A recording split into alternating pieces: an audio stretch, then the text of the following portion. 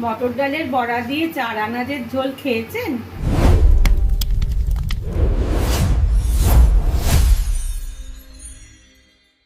গরমকালে পেট ঠান্ডা করার জন্য এখানে আমি মটর ডালের বড়া দিয়ে 4 আনাজের ঝোল দেখাবো। 4 আনাজের ঝোলের উপকরণগুলো হচ্ছে, এখানে আমি মটর ডাল বেটে নিয়েছি, বেগুন, আলু এরকম লম্বা করে কেটে নিয়েছি, ঝিঙে আর থোড় এইভাবে কেটে নিয়েছি। আর মশলা লাগছে এখানে আদা আর কাঁচা লঙ্কা বেটে রেখেছি আর টমেটো। প্রথমে ডাল বাটাটার মধ্যে আদা কাঁচা লঙ্কা বাটা 2 চামচ দিয়ে দিলাম, পরিমাণ মতো নুন দিয়ে দিলাম, 1 চামচ চিনি দিলাম।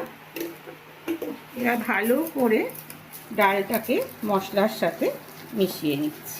কড়াইতে আমার তেল গরম হয়ে গেছে। প্রথমে আমি ছোট ছোট করে বড়াগুলো ভেজে নেব।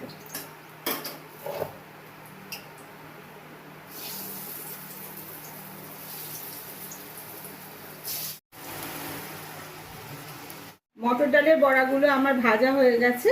এবার আমি বেগুনগুলোকে ভেজে নেব। বেগুনটা আমার ভাজা হয়ে গেছে। এবার আমি তেলে শুকনো লঙ্কা আর জিরে ফোড়ন দিয়ে দিই। ফোড়নটা একটু নেড়ে চেড়ে এবার আমি আলুগুলো দিই। আলুগুলো খুব ভালো করে ভাজতে হবে। আলুগুলো ভাজার সময় সামান্য নুন দিয়ে দিলাম। আলুগুলো আমার লাল করে ভাজা হয়ে গেছে। এবার আমি থোড়গুলো দিই আর ঝিঙেটা দিয়ে দিই। এবার একটু থোড়, ঝিঙে, আলু একসাথে একটু ভেজে নিয়ে তারপর মশলা দেব। থোড় আর ঝিঙেটা বেশি ভাজতে হবে না, একটুখানি তেলে হালকাভাবে নেড়ে নিলেই হবে। এবার আমি আদা আর কাঁচা লঙ্কা বাটাটা 1 চামচ দিয়ে দিলাম। 1 চামচ হলুদ গুঁড়ো দিয়ে দিলাম। যেহেতু আদার সাথে কাঁচা লঙ্কা আছে সেই জন্য আমি ঝাল লঙ্কা গুঁড়ো দিলাম না, তার বদলে 1/2 চামচ কাশ্মীরি লঙ্কা দিয়ে দিলাম।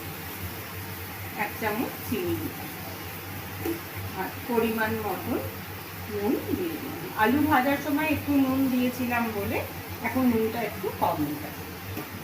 এবার ভালো করে মশলার সাথে আনাজগুলোকে 5 মিনিট ভেজে নিতে হবে। টমেটোটাও দিয়ে দিলাম। 5 মিনিট একটু ভালো করে টমেটোটা গলে যাওয়া অবধি একটু কষতে হবে। মশলাটা আমার ভালো মতো কষা হয়ে গেছে। এবার আমি পরিমাণ মতো জল দিয়ে দিচ্ছি। ভালো করে মিশিয়ে দিচ্ছি জলের সাথে। এবার আলুগুলো সেদ্ধ হওয়া অবধি একটুখানি অপেক্ষা করতে হবে। 3টে কাঁচা লঙ্কা দিয়ে দিই। আলুগুলো সেদ্ধ হয়ে গেছে ঝোলে। এবার আমি বেগুনটা দিয়ে দিচ্ছি। বেগুনটা দিয়ে একটুখানি নেড়ে নিয়ে এবার মটর ডালের বড়াগুলো দিয়ে দিচ্ছি। এবার ভালো করে মিশিয়ে নিতে হবে ঝোলের সাথে। 2 মিনিট বড়াগুলো দিয়ে আমি ঝোলটা ফুটতে দিলাম। 1 চামচ ঘি দিয়ে দিলাম।